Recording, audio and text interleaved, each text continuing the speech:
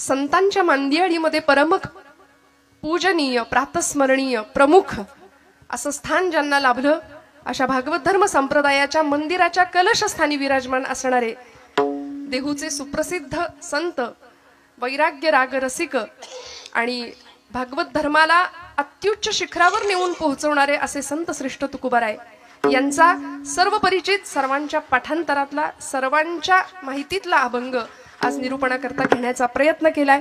यथाशक्ती यथामती आणि माझ्या कुवतीनुसार त्या अभंगाची अर्थपूजा बांधण्याचा प्रयत्न करेन। तुकोबारायांनी हा अभंग आम्हाला दिला, संतांनी सगळं वाङ्मय आम्हाला दिलं। या सगळ्या वाङ्मया पाठचा त्यांचा हेतू एकच होता, बुडते हे जन न देखवे डोळा येतो कळवळा म्हणून या। श्रोते हो, ज्या भक्तीमध्ये आपण सगळे आता रममाण होत आहोत, माझ्याकडे वेळ किती आहेत खरं तर मला जाणीव थोडी कमी आहे या गोष्टीची। 11 की 11:30?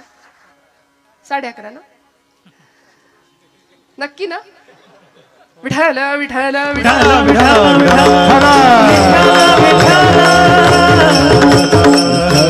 इतकी सुंदर गायक वादक मंडळी जीव तोडून वाजवतायत, इतकी सुंदर सिस्टीम आहे। मग 11:30चे 12 झाले तरी मला काही फरक नाही पडणार। तुम्हाला पडत असेल तर सांगा हो, नाहीतर आधीच 11:30 वाजतील तोपर्यंत घड्याळ दाखवायला सुरुवात होते खालनं।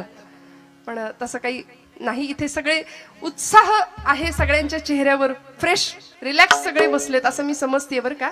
फक्त शेवटपर्यंत जागा राहूया। कीर्तनामध्ये ती येते, तिला निमंत्रण नाही द्यावं लागत। कीर्तनाची वेळ कुठलीही असू दे ती बया येते। आम्ही ब्रह्मानंदी टाळी लागावी ही अपेक्षा करतो, संतांनी ती अपेक्षा केली आणि आमची मात्र मस्त टाळी लागते ब्रह्मानंदी। इथे खांबाला टेकलेल्यांनी हलू नका बरं का, बसा छान बसा, रिलॅक्स बसा, मस्त, माझं काही म्हणणं नाही। फक्त जागेपणी कीर्तन श्रवण करूया, कीर्तनाचा आनंद घेऊया। घरातल्या सगळ्या प्रपंचातल्या कटकटी व्याप ताप काही क्षण विसरून जाऊया आणि सर्वांगाचे कान करून फक्त आणि फक्त कीर्तनात राहूया बरं। समाधीचे सुख सांडा ओवाळून ऐसा या कीर्तनी ब्रह्मरस, ब्रह्मज्ञाने हाती घुटवीन लाळ, मुक्त आत्मस्थिती सांडवेन महाराज म्हणतात। पूर्वीच्या संतांनी 1 नाही 2 नाही 5-5 तास कीर्तन करावी, पोट भरून मन भरून कीर्तन करावी आणि पांडुरंग परमात्म्याने कीर्तनात येऊन नाचावं, हा कीर्तनाचा प्रभाव होता। नामदेवांच्या कीर्तनामध्ये पांडुरंग इतका नाचायचा, पितांबर सुटेपर्यंत भगवंत नाचत होते। 5व्या वर्षी मिळवलेली अलौकिक अशी सिद्धी, त्या सिद्धीच्या जोरावर पांडुरंग परमात्म्याला सुद्धा नाचायला लावणारे असे विरळे संत होते आमच्या या महाराष्ट्र भूमीमध्ये होऊन गेलेले। कीर्तनाचा प्रभाव होता त्यांच्या। आमच्याही कीर्तनाचा प्रभाव असतो, नाही असं नाही, पण लोक आम्हाला भेटतात, ताई युट्यूबवर कीर्तन ऐकतो, रोज झोपताना एका बाजूला मोबाईल सुरू होतो आणि मग कधी झोप लागते आमचं आम्हाला कळत नाही म्हणले। हा आमच्या कीर्तनाचा प्रभाव आहे। पण पांडुरंगाने येऊन नाचावं असं कीर्तन होतं आणि अंतरीचे धावे स्वभावे बाहेरी या न्यायानी ती भक्ती होती। आज तुमच्या माझ्याकडून अशी भक्ती घडावी ही संतांची अपेक्षा आहे। श्रोते हो, आज आम्ही भाग्यवान आहोत, या महाराष्ट्र भूमीमध्ये आम्ही जन्माला आलो। संतांची भूमी आहे, वीरांची भूमी आहे, शूरांची भूमी आहे। वेदशास्त्रानुसार खरं तर धर्माचे 4 आधार आम्हाला सांगितलेत। वेदोखिलम धर्ममूलम स्मृतिशीले च तद्विदा आचारश्चैव साधूनाम आत्मनः तुष्टिरेव च। धर्माचे 4 आधार आम्हाला सांगून दिले।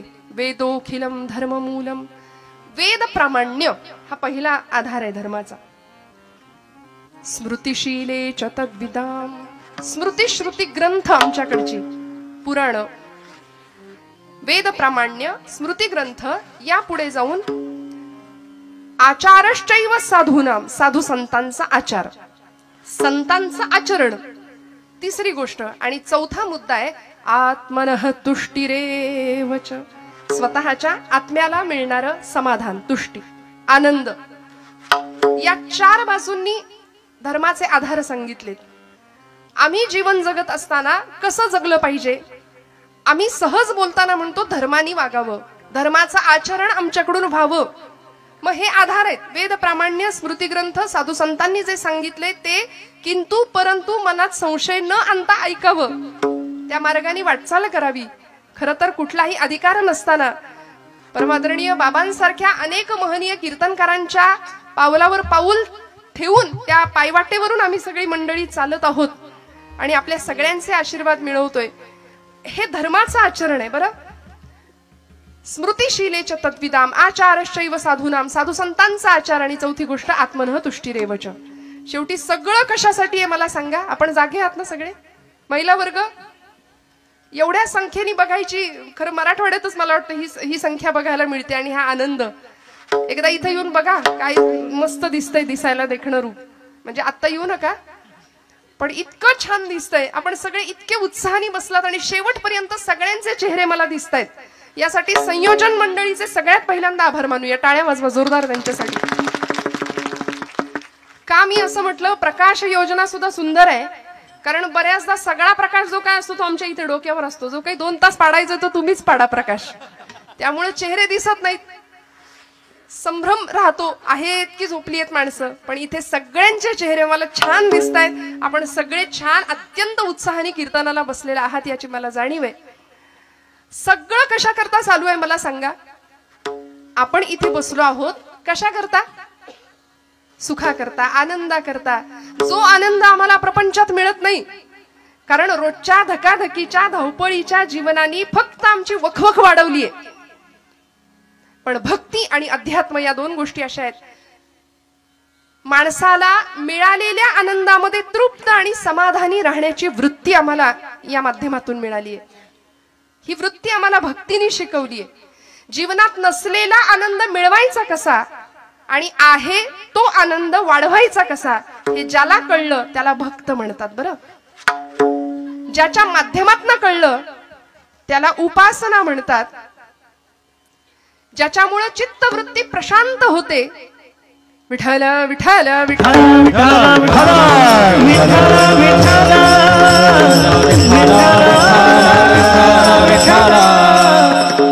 ज्या ज्या ठिकाणी मन जाय माझे, ज्या ज्या ठिकाणी मन जाय माझे, ज्या ज्या ठिकाणी मन जाय माझे, ज्या ज्या ठिकाणी मन जाय माझे, तुझे सद्गुरु पाय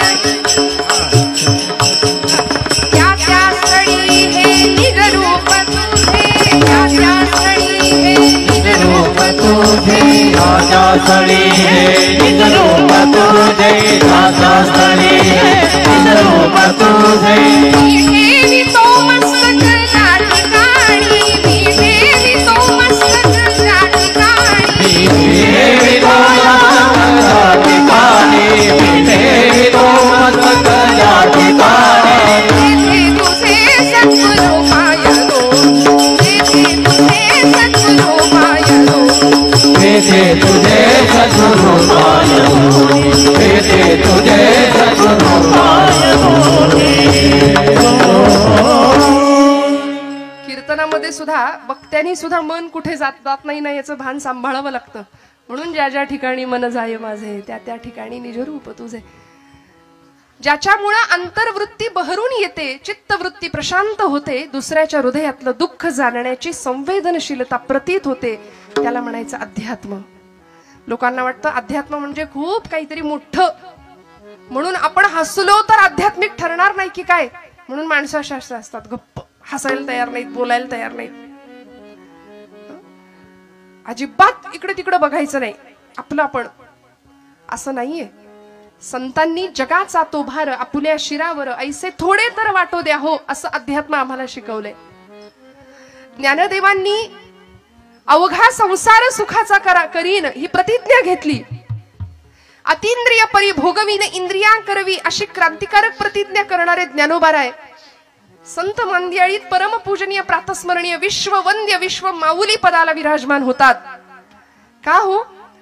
कारण आईचं हृदय, आईच्या तळमळीने आम्हाला हे सगळं ज्ञान अत्यंत सोपं आणि सहज साध्या भाषेमध्ये शिकवलंय. स्वतः अवघड उपासना केली आणि आम्हाला मात्र सोपं दिलंय. माऊलींची उपासना आपण जाणता श्रोते हो. समाधी तत्वाचा स्पर्श, भू जल तेज समीर आणि ख ही पंचमहाभूत आहेत. त्यापैकी भूतत्वाचा आश्रय घेतला, समाधी अवस्थेला प्राप्त झाली ज्ञानोबाराय. स्वतः अवघड उपासना केली आणि आम्हाला सोपं साधन दिलं. हरिमुखे म्हणा हरिमुखे म्हणा पुण्याची गणना कोड करी. बस म्हणले हरी एवढं क्वालिफिकेशन पुरेसं आहे भगवंताच्या जवळ जायला, परमेश्वराची कृपा प्राप्त करून घ्यायला. पण आम्हाला तेही काहीतरी अवघड वाटतं, त्याच्यासाठी आमच्याकडे अजिबात वेळ नसतो. अहो कीर्तनाला यायचं म्हटलं तरी बघू जमलं तर, मूड आला तर उठलेलं बसवत नाही, बसलेलं उठवत नाही, अशी अवस्था होते की नाही. त्यामुळे इथे जीवनाचं सर्वांगीण कल्याण अध्यात्माच्या माध्यमातून होणार आहे ही ज्यांना खात्री आहे ती मंडळी इथे येत आहेत. आमच्या जीवनाचं सर्वतोपरी कल्याण करण्याचं हे साधन आहे आम्हाला जे संतांनी दिलंय. मी म्हटलं सगळी आमची भूक आहे ती फक्त सुखासाठी आहे, आनंदासाठी आहे. आणि हा आनंद, हे सुख चिरंतन शाश्वत कसं प्राप्त होईल, स्वतःचा शोध कसा लागेल.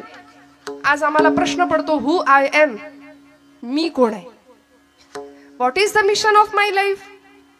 माझ्या जन्माला येण्याचं ध्येय काय आहे, मी का जन्माला आलोय, निमित्त कारण काय, उपादान कारण काय, कोहम कथमिदम जातम को वै करतास्य विद्यते उपादानम किमस्तिह विचार सोयमीदृशः. आचार्य म्हणाले मी कोण आहे, मी कुठून आलो, मला कुठं जायचंय, हे प्रश्न पडले पाहिजेत. वास्तविक आपल्याला पडत नाहीत. आला आला प्राणी जन्मासी आला, पंत साहित्यामध्ये वामन पंडितांचं एक सुंदर काव्य आहे. झाला झाला झाला वाढला थोर झाला, केला केला व्यापही सर्व केला, आणि गेला गेला बापुडा व्यर्थ गेला. पहिला पै गाठी मारून सगळा पैसा सेव्हिंगला गेला, काहींनी स्वीज मध्ये नेऊन ठेवला. उष्ट्या हातानं जुनी म्हण आहे, कावळा सुद्धा कधी हकलला नाही. का नाही ना, हा फक्त स्वतःच्या देहाचे चोचले, फक्त स्वतःच्या प्रपंचाचा विचार, मी माझं एवढंच. अहंता आणि ममता फार त्रासदायक असते बरं, ममता सुद्धा. म्हणजे विठाल विठाल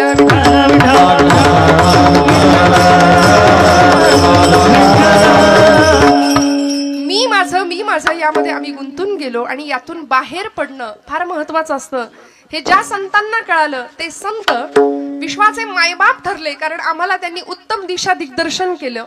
आणि खऱ्या अर्थी ज्यांच्या चरणावर जाऊन जीवनाचं सर्वतोपरी कल्याण करावं असे एकमेव जर कुणी असतील तर ते संत आहेत. म्हणून तुकोबराय आजच्या अभंगाच्या प्रथम चरणात आम्हाला सांगतात, संताचे पायी हा माझा विश्वास, संताची पायी हा माझा विश्वास, संताचे पायी हा माझा विश्वास, संताचे पायी हा माझा विश्वास, संताची पायी हा माझा विश्वास, संताची पायी हा माझा विश्वास, संताची पायी हा माझा विश्वास, संताची पायी हा माझा विश्वास.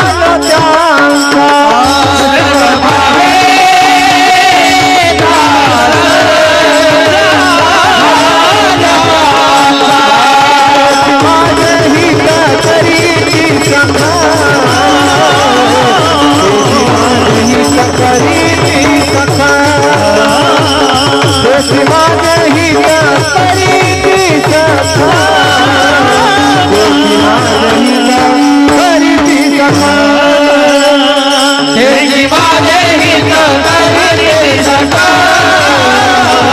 गोष्टी माझे हित करीती सखा गोष्टी माझे हित करीती सखा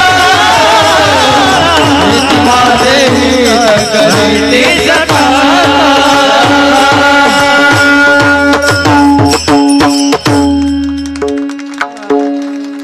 टाळ्या कमी पडतायत का जरा? थंडीमुळे का?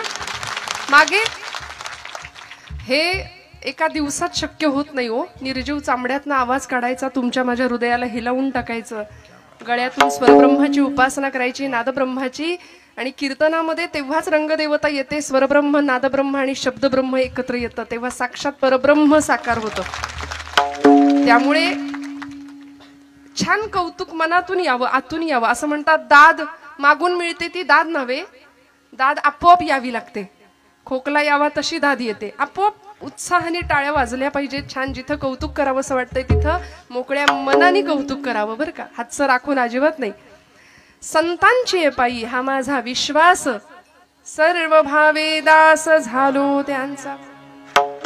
महाराजांना विचारलं, महाराज आजच्या कलियुगामध्ये विश्वास ठेवावा, समर्पण भावाने ज्याला शरण जावं असं कोण आहे? महाराज ठामपणे उत्तर देतात, माझा विश्वास संतांवर आहे. इंग्रजीमध्ये ट्रस्ट आणि बिलीव्ह असे दोन शब्द आहेत. बघायला गेलं तर वेगळ्या दोन अर्थ आहेत. भगवंतावर आम्ही, संतांवरती आम्ही ट्रस्ट या अर्थाने विश्वास ठेवायचा आहे बरं का, नुसता तेवढ्या पुरता नाही. मी दृष्टांत देत असते बऱ्याचदा. डोंबऱ्याचा खेळ आपण सगळ्यांनी पाहिलाय. आता नाही दिसत, सोडून द्या. आता सांता दिसेल पटकन 25 डिसेंबरला, आहे की नाही? म्हणजे मला कधी कधी खरंच इतकं वाईट वाटतं की आपण किती दुसऱ्यांचं उच्चिष्ट खातो. हे फारच बरं झालं बोललेलं. खरकट खातो म्हटलं की अजून जास्त पटेल. किती पाश्चिमात्यांचं अंधानुकरण करतो आम्ही. वासुदेव आम्हाला आठवत नाही, गोंधळी आम्हाला आठवत नाही, कोल्हाटी आम्हाला आठवत नाही. आजच्या नवीन पिढीने वासुदेव बघायचा तो फक्त फॅन्सी ड्रेस कॉम्पिटिशन मध्ये. ते खरे आमचे संत आहेत बरं, सांता फिंता काही नाही आपलं. बरं, मुलं लाल टोप्या घालतात इथपर्यंत ठीक आहे. आई वडील सुद्धा लाल टोप्या घालून फिरायला लागले तर मोहऱ्यांनी दृष्ट काढावी त्यांच्या बुद्धिमत्तेची सगळ्यांचीच. मला क्षमा करा, आपल्या हृदयाला लागेल असं बोलायचा हेतू नाहीये, पण थोडस आपण जागं होण्याची फार गरज आहे. की ज्या संतांनी देहाचं रान केलं, तळमळ इतकी तळमळ पुढं ते हे जन न देखवे डोळा, घटिका गेली